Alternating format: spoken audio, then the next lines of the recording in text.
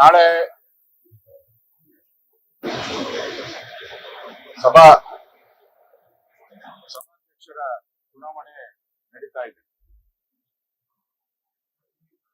Congress party ತನ್ನ letter ಸಂವಿಧಾನ ಬಾಹಿರವಾಗಿ ಮತ್ತು ಸದನಕ್ಕೆ ಒಂದು ಸಾರ್ವಭೌಮತ್ವ ಇದೆ ಮತ್ತು ಇಲ್ಲಿನ ಜನಪ್ರತಿನಿಧಿಗಳಿಗೆ ಒಂದು ಹಕ್ಕಿದೆ.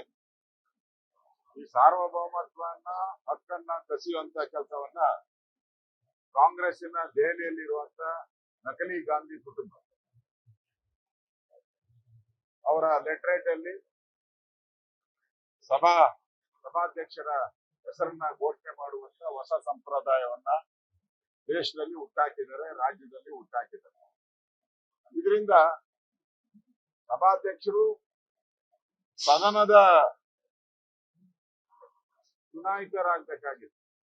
ಆದ್ರೆ ಇವತ್ತು ಕಾಂಗ್ರೆಸ್ ಪಾರ್ಟಿನೇ ಅವ್ರನ್ನ ಚುನಾವಣೆ ಮಾಡಿರುವಂತದ್ದು ನೋಡಿದ್ರೆ ಇದು ಪ್ರಜಾಪ್ರಭುತ್ವ ವಿರೋಧಿ ನೀತಿಯನ್ನ ಮಾಡ್ತಾ ಇದೆ. ಅದೇ ರೀತಿ ಮೇಲ್ಮನೆ ಸಭಾಪತಿಗಳ ಹುದ್ದೆಯನ್ನ ಅವರು ನಾನು ಅಧಿವೇಶನಕ್ಕೆ ಬಂದು ಅಲ್ಲಿ ರಾಜೀನಾಮೆ ಕೊಡ್ತೀನಿ ಅಂತ ರಿಕ್ವೆಸ್ಟ್ ಮಾಡಿದ್ರು. ಮುಖ್ಯಮಂತ್ರಿ ಮನೆಗೆ ಹೋಗಿ ಹೇಳಿದ್ರು. ಅಷ್ಟಿದ್ರು ಕೂಡ ಒಂದು 20-30 ಜನ MLA ನುಗ್ಗಿ ಬಲಾತ್ಕಾರವಾಗಿ ಅವರಿಂದ ರಾಜೀನಾಮೆಯನ್ನ ಪಡೆದಿದ್ದಾರೆ. ಇದು ಸಂವಿಧಾನಕ್ಕೆ ಬರೆದಂತ ಅಪಚಾರ. ಅಂದ್ರೆ ಅದನ್ನು ಕೂಡ ಕಾಂಗ್ರೆಸ್ ಲೆಟರೇಟ್ ಅಲ್ಲಿ ಬಂದಿದೆ. ಮತ್ತೆ ಉಪಸಭಾಪತಿಗಳು ಪೊನ್ನಣ್ಣವರ ಹೆಸರನ್ನು ಕೂಡ ಉಪಸಭಾಪತಿ ನೇಮಕ ಮಾಡಿ ಆದೇಶ ಹೊರಡಿದ್ರು. ಈಗ ಪೊನ್ನಣ್ಣವ್ರನ್ನ ರಾಜಕೀಯ ಮುಖ್ಯಮಂತ್ರಿ ರಾಜಕೀಯ ಕಾರ್ಯದರ್ಶಿಯಾಗಿ ಘೋಷಣೆ ಮಾಡಿದ್ರು. ಯಾವ್ದು ಕರೆಕ್ಟು? ಈಗ DK ಶಿವಕುಮಾರ್ ಅವರು ಘೋಷಣೆ ಮಾಡಿರೋ ಪೊಲಿಟಿಕಲ್ ಸೆಕ್ರೆಟರಿ ಗ್ಯಾರಂಟಿನ ಅಥವಾ ಕೇಂದ್ರದ ಕಾಂಗ್ರೆಸ್ ನಾಯಕರು ಘೋಷಣೆ ಮಾಡಿರುವಂತ ಉಪಸಭಾಪತಿ ಗ್ಯಾರಂಟಿನ? ಅಂದ್ರೆ ಒಂಥರ ಗೊಂದಲದ ಗೂಡಾಗಿದೆ. ಅಂದ್ರೆ ಇಡೀ ಸದನವನ್ನ ಕಾಂಗ್ರೆಸ್ ಪಾರ್ಟಿ ಡೆಲ್ಲಿಯ ನಾಯಕರು ಹೈಜಾಕ್ ಮಾಡಿರುವಂತದ್ದು, ಪ್ರಜಾಪ್ರಭುತ್ವವನ್ನ ಕಗ್ಗೊಲೆ ಮಾಡಿರ್ತಕ್ಕಂಥದ್ದು, ಪ್ರಜಾಪ್ರಭುತ್ವಕ್ಕೆ ಅಗೌರವ ಮಾಡಿರ್ತಕ್ಕಂಥದ್ದು, ಈ ಸದನದ ನೀತಿ ನಿಯಮಗಳನ್ನ ಗಾಳಿಗೆ ತೂರಿರುವಂತದ್ದು, ಇದೆಲ್ಲನೂ ಕೂಡ ಸಂವಿಧಾನ ವಿರೋಧಿ. ಇದನ್ನ ವಿರೋಧಿಸಿ ನಾವು ಸಭಾಧ್ಯಕ್ಷರ ಚುನಾವಣೆಯನ್ನ ನಾವು ಬಹಿಷ್ಕಾರ ಮಾಡ್ತಾ ಇದ್ದೀರಿ.